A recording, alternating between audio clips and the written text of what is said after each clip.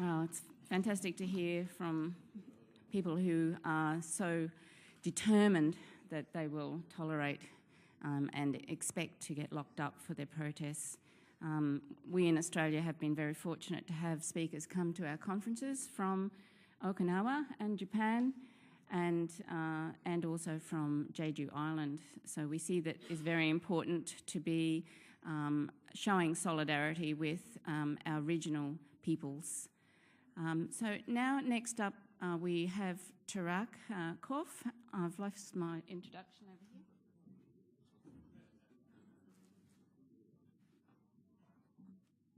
Tarak's a long-time member of the Veterans for Peace in the United States. How powerful an organisation is that? People who've had the experience of being at the battlefront and having to go through that horror to stand up for peace in the aftermath of it. He was discharged from the US Army in 1962, a member of the Veterans for Peace National Board, and he's also on the executive committee of the Coalition Against US Military Bases. After Tarak speaks, I will be giving a short presentation on the perspectives on the militarisation of the Southeast Asian and Pacific region from an Australian perspective. Welcome, Tarak.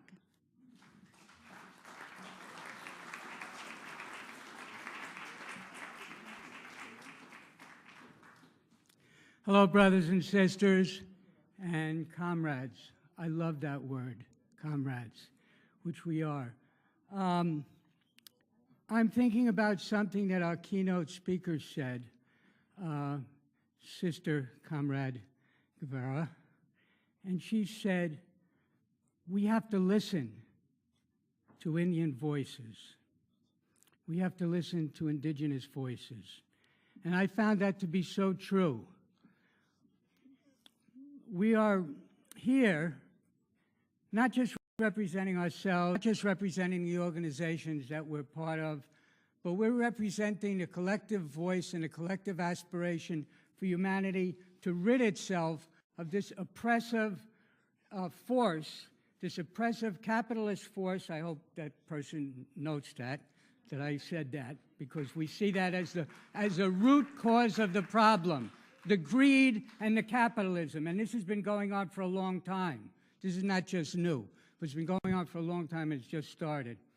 So we're representing the people of this planet. We're representing the people. We're representing the life forms of this planet, the four-leggeds and the winged creatures who cannot speak, but we're speaking for them because they're disappearing so fast. And one of the main reasons that they're disappearing is because of the U.S. military.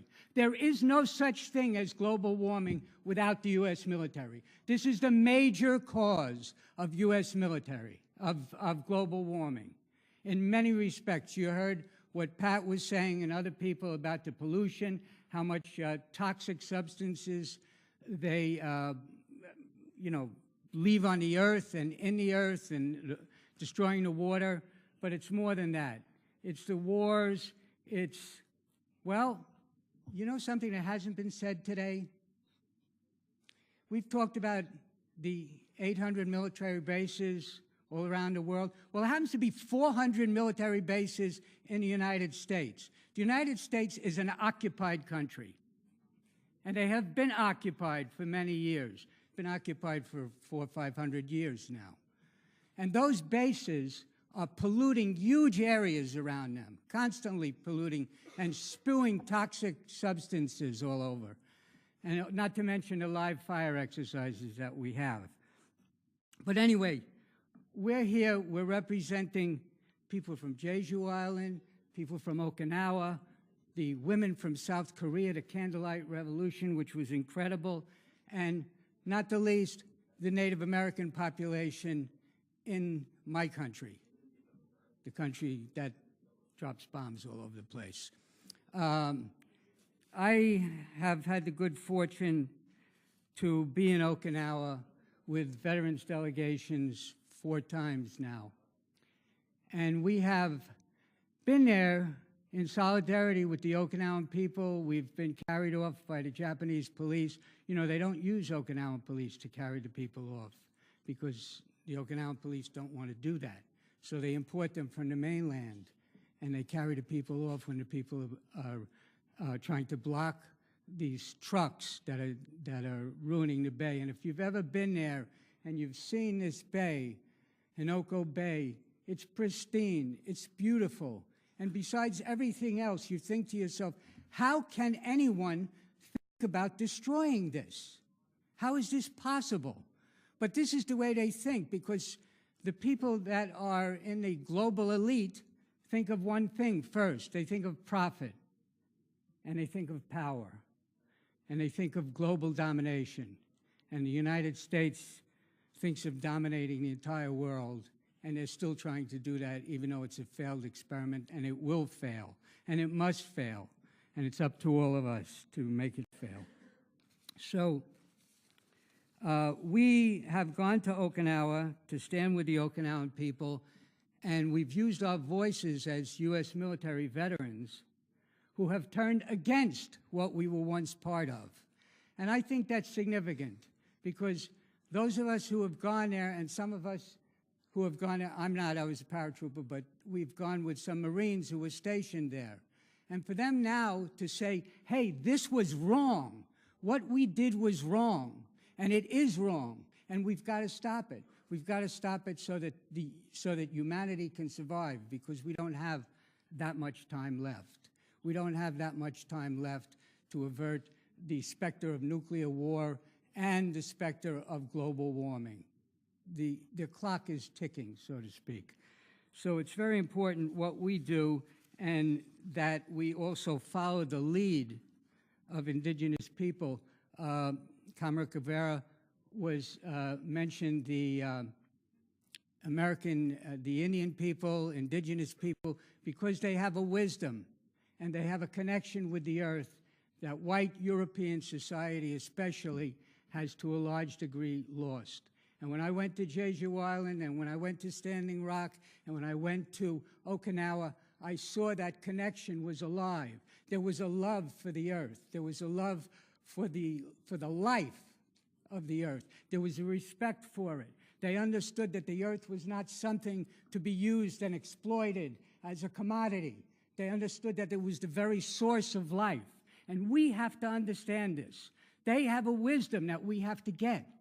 We all have to get, and if we don't get that wisdom, we are not going to make it. Regardless of how great our politics are, regardless of how revolutionary we are, we have to get that we have to get that wisdom of life. You know, I hope I'm making sense, because, you know, that makes sense to me. But I'm supposed to talk about the Asia pivot, so I can't read that. I mean, it's great stuff, but, you know, it's a little beyond me. So I have a few notes. I don't like to read from notes. I'd rather just start, but I think I should read a few notes here. So we talk about the Asia pivot. So what is it? First of all, what is it not? It is definitely has nothing to do with democracy, freedom, or security, as U.S. propaganda would claim. It's directly counter to those terms. Anything about defense or security, it's just a lie. What are you defending against? And how are you defending it? You're defending it with weapons that kill people, that kill children. And we have killed millions of children in the United States, all over. We've killed millions of people. We've displaced people. You have right now people coming up from Central America to the border because we have destabilized their governments, because we have corrupted the ruling powers in their country. And the people are suffering, and they have no food, and they're being killed, they're being oppressed. And the United States is responsible for this. So this is happening all over. And what's the answer? What's Trump's answer, that idiot? What is his answer? His answer is to send troops to the border. Send troops to the border. It's like, what are you protecting against? These are people who are marching 1,000 miles because they have no food, because their lives are being destroyed in their own country because of the United States, directly because of the United States. And you're going to send troops, and Trump says he hopes they won't have to shoot. So this is the answer. This is the only answer that the ruling oligarchs have to control things, is violence. And back to the Asia pivot, if you want a simple answer, it's big bucks. It's money for the Air Force and the Navy, and in terms of missile defense, aircraft carriers, submarines, fighter jets, new bombers, and that in itself translates into profits for Lockheed Martin, General Dynamics, Boeing, all these big weapons manufacturers. It translates into profits. So it's money that's coming out of the pockets of the U.S. taxpayers and going directly into these big corporations. And the small percentage of people are just getting richer and richer, and we get poorer and poorer, and the world gets poorer and poorer. So this was also, it was also an effort to develop a doctrine for a possible military confrontation with China. Now, I don't think China is going to attack anyone, and the people in Okinawa, who are only 500 miles from China, do not want to be a target. Neither do the people in Jeju Island, who are only 300 miles from Okinawa. They do not want to be made a target, and that is exactly what's happening. As the previous speaker said, Okinawa has been occupied for 70 years now, 73 years it is. And that, I just want to tell you what that is. That's, right now it's 30 U.S. bases on an island half the size of Long Island. Long Island is not big. If you're not from the States, it's small anyway. I don't know how to describe it. But it's not a big place.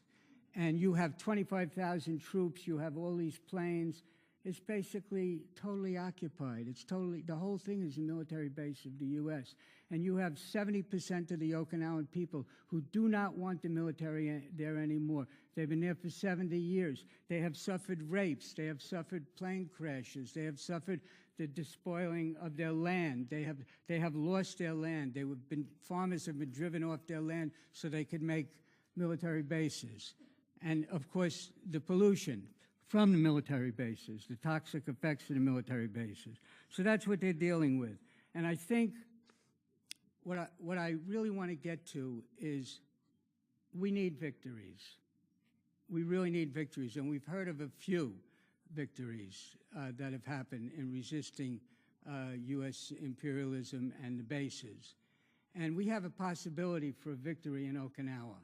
We have a real possibility there because the people have been resisting this base in Honoko every day. There are hundreds, sometimes thousands of people blocking the base, slowing up the construction. This is a real possibility. And when internationals go there and also lend their voices to this, it gives the people of Okinawa the inspiration to keep going. And we, in turn, get tremendous inspiration from their resistance. You know, this is daily resistance every day. They are there. They are there with putting their bodies on the line. And that's a lesson that we learned from them. And we saw the kind of solidarity they have. So when we go to places, when we take veterans peace teams to places like Jeju, Standing Rock, Okinawa, and other places, we start to form a bond of solidarity that we have to form around the world. And that's what we all have to do. We're here together.